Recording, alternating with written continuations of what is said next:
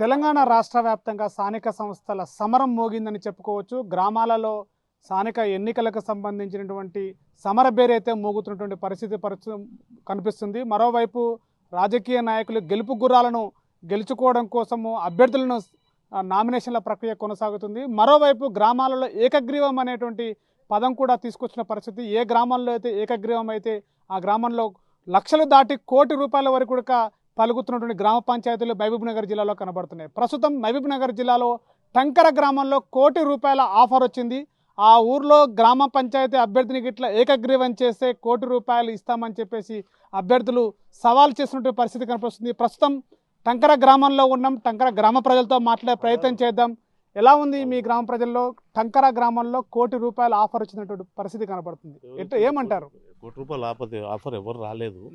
కాకపోతే గుడి కోసము ఈ ఎలక్షన్ ఖర్చులు మాత్రము, ఈ ఎలక్షన్ తాగుడు, పైసలు వంచకము అవి ఏవీ లేకుండా గ్రామ ప్రజలను మొత్తం కలిసి ఏకాభిప్రాయం చేసుకొని ఇనామ్నస్గా చేసుకుంటే గవర్నమెంట్ నుంచి వచ్చే డబ్బులు కాకుండా వేస్ట్ ఈ వృధా ఖర్చు పెట్టే ఖర్చులు మొత్తము గుడికి పెడదామనే ఆలోచన తప్ప వేరే ఆలోచన లేదు. ఎవరు కోటి రూపాయలు ఇస్తామని ముందుకు రాలేదు.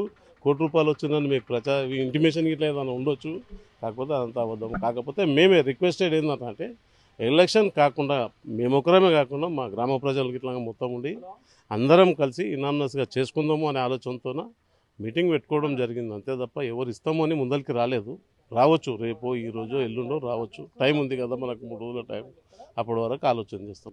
మీరేం చెప్తారు? గ్రామానికి సంబంధించినటువంటి టంకర్లో సోషల్ మీడియాలో అయితే టంకర గ్రామానికి కోటి రూపాయలు వచ్చిందని చెప్పేసి అంటున్నారు. ఏకగ్రీవం చేసిన ఒక సోషల్ మీడియాలో వైరల్ అవుతుంది. దీని గురించి మీరు ఏం చెప్తారు? కోటి రూపాయలు అంటే అది అపోహ.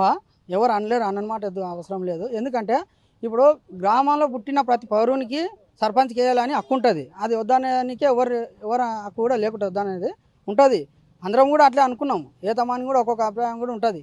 అయితే గ్రామ ప్రజల మధ్యలో కూర్చొని ఒకటి ఏమనుకుంటున్నామంటే, ఇన్ని రోజుల నుంచి గుడి లేదు కదా, అది గ్రామానికి సంబంధించిందే కదా, గుడి అయిపోయింది. దాని కొరకు మనం ఒక్కొక్కరం నిలబడితే ఎంత లేదన్నా 4-5 మంది నిలబడ్డా కానీ ఒక్కొక్కరు 40-50 లక్షలు ఖర్చు పెట్టినా అన్ని పైసలు వృధా పోతాయి. అవి ఎందుకు, ఒక గుడి చేసుకుందాం, ఇది ఒక్కసారి అవకాశం ఇవ్వండి అని గ్రామ యువకులకు కానీ పెద్దలకు కానీ అందరం రిక్వెస్ట్ చేసుకుంటున్నాం. ఇది ఒకసారి గుడి చేసుకుందాము. గుడి చేసుకుంటే గ్రామానికి సంబంధించింది. తర్వాత ఎలక్షన్ వస్తే ఏమైనా చేసుకుని, కానీ ఇప్పుడైతే గుడి కొరకు అందరం కలిసి కష్టపడడం అనేది ఒకటి. ఇంకా కోటి రూపాయల ఆఫరు సవాల్ అనేది లేదు. ఎందుకంటే ఇప్పుడు ఎవరైనా ఇప్పటి నుంచి గుడి కొద్ది వరకు అయింది. గుడి ఇప్పటి నుంచి ఇంకా డబ్బులు పెట్టుకునే వాళ్ళు ఎవరు ఎన్ని అయితే అన్ని గుడి వరకు మనం మొత్తం కంప్లీట్ అయ్యే వరకు ఎన్ని డబ్బులు అయితే అని ఎవరైతే పెడితే ముందరకు వస్తారో వాళ్ళని ఏకగ్రీవం చేద్దామని అందరి అభిప్రాయమైన ఉండము. అదొకటి గుడి కొరకు, గ్రామ అభివృద్ధి కొరకు కట్టుబడి అందరం ఉండము. అంటే మరోవైపు గ్రామ తెలంగాణ ప్రభుత్వం నుంచి కూడా ఏకగ్రీవం చేస్తే 10 లక్షల రూపాయలు వస్తున్నాయని చెప్తున్నారు. మరి మీ ఊర్లో ఏకగ్రీవం అభిప్రాయం ఎలా ఉంది? మీరు ఏమనుకుంటున్నారు? ఏకగ్రీవం అవుతుందా? ఏకగ్రీవం అవుతుందని నిన్న మాట్లాడిన పెద్దల ఒప్పందం మొత్తంలో, మా గ్రామ పెద్దలందరూ ఒప్పందంలో పాత మాజీ సర్పంచ్ని, ఆయన పెద్ద మనిషి అయితే ఈ గుడి ఆదాయం ఆయన అన్వేర్లు అంటే ఆయన దారిలోనే గుడి అవుతుందని ఆయనను ఒక కూర్చుని పెట్టుకొని ఒక డిసైడ్ చేసుకున్నాము. ఆయన డిసైడ్ అయిన మాటలలో ఏమైందంటే కొంచెం సస్పెండ్ అయింది. మళ్ళీ ఇవాళ మాట్లాడి ఏదో ఒకటి రేపటి వరకు ఓయిదో చెప్పి రేపటి వరకు కంప్లీట్ చేసుకుంటామని ఆయన ద్వారా మేము మాట్లాడుకున్నాం. ఈ కోటి రూపాయలు ఇచ్చింది అన్నది అంతా ఉత్తమ మాట. ఈ మీరు ప్రెస్ మీట్ ఇచ్చింది కూడా, ఎవరు ఇచ్చింది కూడా మాకు ఇలాంటి తెలియదు కూడా. దాని ద్వారా మాకు ఒకటొకటి న్యూసెస్లో వస్తూనే ఉన్నాయి. ఎక్కడెక్కడ చుట్టాలు అంతా చేస్తున్నారు. కోటి రూపాయలు మీ ఊర్లో ఇచ్చి ఏకగ్రీవం అయిందంట, అంత డబ్బు కలిగిన వాళ్ళు ఎవరున్నారు అని అంటారు. అంటే మాకు ఒక పెద్ద మనిషి ఉన్నాడు కాబట్టి ఆయన ద్వారానే గుడి కావాలని మేము ఆయననే ఎన్నుకున్నాం. ఆయన గుడికి ఎంత డబ్బు ఖర్చు అయింది కూడా ఆయన ద్వారానే గుడి మొత్తం కంప్లీట్ నీవే చేయాలి పెద్ద మనిషి అని ఆయననే మేము ఎన్నుకుంటున్నాం. అది మేము మేము ఇంకా ఒప్పందం కాలే. ఇలా అయితే మేము ఏదో ఒకటి రేపటి వరకు మేము ఏదో ఒకటి చెప్పుకుంటాం. సో మరోవైపు కూడా గ్రామ పెద్దలు ఉన్నారు, వాళ్ళతో కూడా మాట్లాడేటువంటి ప్రయత్నం చేద్దాం. సార్ చెప్పండి, మీ యొక్క గ్రామంలో ఏకగ్రీవం కాబోతుందా, లేకపోతే ఎన్నికల సమరం మోగించబోతున్నారు? ఎట్లా ఉంటుంది? ఎన్నికల సమరమే మోగించబోతుంది. ఈ విలేజ్ చిన్నది కాదు, పెద్ద విలేజ్.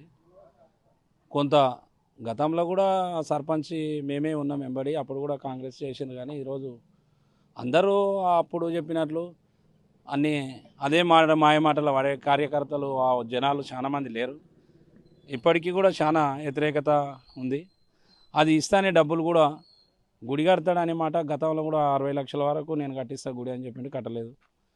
కొన్ని సమయాలు చాలా చెప్పిండు, ల్యాండ్లు ఇస్తానే అవి ఇస్తానే, ఏం చేయలేదు. కనుక ఆ మాయమాటలకు మా విలేజ్ వాళ్ళు కూడా ఆ మాయమాటలకు ఆయన చేసిన మోసానికి కొంత డబ్బు ముందు దండుకొని అకౌంట్లు వేసుకున్నాక చేతులు ఎత్తాలనే అవకాశంతో చాలా ప్రయత్నాలు చేస్తున్నారు.